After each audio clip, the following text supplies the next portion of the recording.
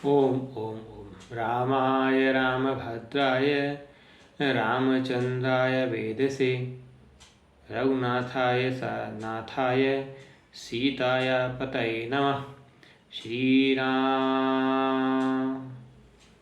मेरे राम जी का जन्म अयोध्यापुरी में चैत मास की 9वीं तिथि को हुआ और होते ही अयोध्या में बधाइयाँ बजने लगीं। राजा दशरथ ने जो कष्ट था उनके पास सब कुछ लुटा दिया। और इसको कहते हैं कि गोस्वामी जी इतना सुंदर लिखते हैं कि पुत्र जन्म की खुशी पाके राजा दशरथ ही नहीं, अयोध्या की एक एक प्रजा, क्या निर्धन क्या धनवान, सब आज देना चाहते हैं। सबके मन में ईश्वर के प्रति यही भाव है कि हम बांटें। इतना कि आकाश से फूलों की वर्षा हो रही है और लगातार बंदी जन शुभगान कर रहे हैं। स्त्रियां श्रृंगार किए हुए झुंड की झुंड राजा दशरथ के महल में जा रही हैं। सोने का कलश मंगल द्रव्य लेके समस्त प्रजा राजा दशरथ के महल के सामने खड़ी हो गई। सब राम जी के ऊपर निछावर करके सबको बांटना चाहते हैं। सर्वस दान दीन सब काहू, जहि पावा राखा नहीं ताहू। राजा ने सबको भरपूर दान दिया और उसके बाद गोस्वामी जी लिखते हैं कि जहि पावा राखा नहीं, उसने भी रखा नहीं, जिसको मिला उसने भी लुटा दिया। चारों तरफ होली का माहौल है। कस्तूरी चंदन केसर, चारों तरफ होली का माहौल है। गृह गृह बाज बधाव सु प्रगटे सुषमा कंद, हर शब्द सब नगर जह तह नगर नारी नर वृंद। भगवान शोभा के खान हैं। सबके घरों में मंगल में बाजे बज रहे हैं। भगवान राम के साथ ही भरत भैया, लक्ष्मण जी, शत्रुघ्न भैया सब धराधाम पे शिशु रूप में अवतरित हुए हैं। अवधपुरी सोई हैं यही भांति, प्रभु मिलन आई जनुराती। कि जैसे अवधपुरी इस प्रकार सुशोभित हो रही थी कि अवधपुरी में रात होने का नाम ही नहीं ले रही थी। क्यों? क्योंकि वहाँ पे सूर्य देवता 1 महीना टिक गए। सूर्य देवता को आगे बढ़ने का मन ही नहीं कर रहा था। ये इतना बड़ा कौतुक जो केवल भक्तों को पता है। आज के इंसान तो कहेंगे ऐसा कैसे होता है कि 1 महीना का सूर्य देवता निकला है। लेकिन कल हमने अयोध्या में देखा, लखनऊ में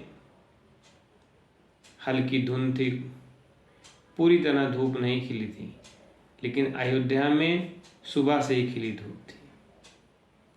क्योंकि सूर्य देवता को भगवान का अभिनंदन करना था। मास दिवस कर दिवस भा, मर्म न जाने कोई। रथ समेत रवि थाके हो, निशा कवन विधि होए। रथ समेत सूर्य देवता वहीं रुक गए और रात होने का नाम ही नहीं आ रहा था। और गोस्वामी जी लिखते हैं कि भगवान शिव, क्योंकि मैं बार बार यही बात बोलता हूँ, आप ध्यान रखिए कि यह कथा भगवान शिव के मन की है। क्योंकि गोस्वामी जी इतने अधिकारपूर्ण तरीके से लिखते हैं कि औरों एक कहूँ निज चोरी। गोस्वामी जी लिखते हैं कि औरों एक कहूँ निज चोरी। एक मैं अपने मन की बात फिर से कहता हूँ। कुछ जगह भगवान ने इस बात को कहा है माँ पार्वती से कि सुन गिरिजा अति दृढ़ मति तोरी, कि राम जी के प्रति आपकी गूढ़ निष्ठा है, इसलिए हे गिरिजा, हे माँ पार्वती को भगवान शिव कहते हैं कि काक भुसुंड संग हम दो, कि काक भुसुंडी और मैं दोनों वहाँ साथ साथ ही थे। मनुज रूप जाने ही नहीं को, और किस रूप में?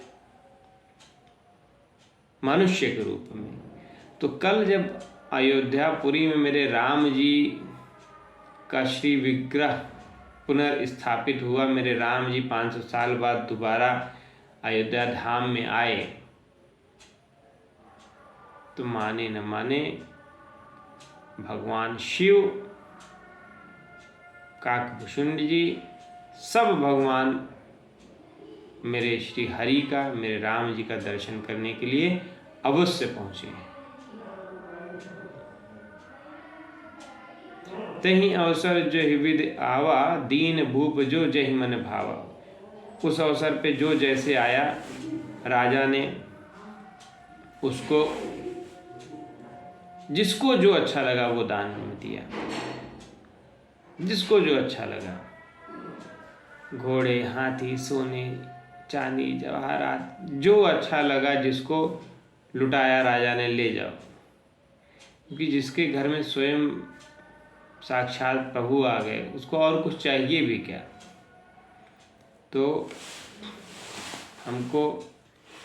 हमको सदैव आनंद सिंधु सुख राशि प्रभु का स्मरण करना चाहिए। क्योंकि वशिष्ठ जी ने मेरे राम जी का नाम ही इसी वजह राम क्यों रखा, क्योंकि वशिष्ठ जी कहते हैं जो आनंद सिंधु सुख राशि, सीकर ते त्रैलोक सुपासी। जो सुखदाम राम असनामा, अखिल लोकदायक विश्रामा। कि जो समस्त भुवनों को शांति देने वाले हैं, जो आनंद के समुद्र हैं, कि उसका एक कण भी यदि किसी को मिल जाए तो पूर्ण संतुष्ट हो जाता है। ऐसे आनंद के समुद्र प्रभु का नाम राम, जिसको ऊपर विश्व के संसार के भरण पोषण का दायित्व है, उसका नाम भरत होगा। और जिसके सुमिरन से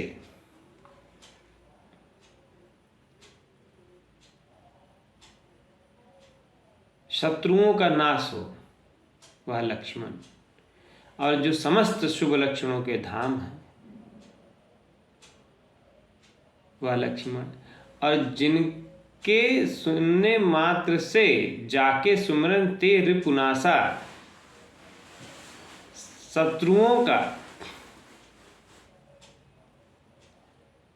क्षरण होने लगे, शत्रुओं के मन में हीनता उत्पन्न हो जाए, शत्रुहन, उनका नाम शत्रुहन। शत्रुहन का मतलब जो शत्रुओं का हन, मतलब शत्रुओं का नाश कर दें, शत्रुहन होगा। इस प्रकार वशिष्ठ जी ने चारों भाइयों के नाम रखे, और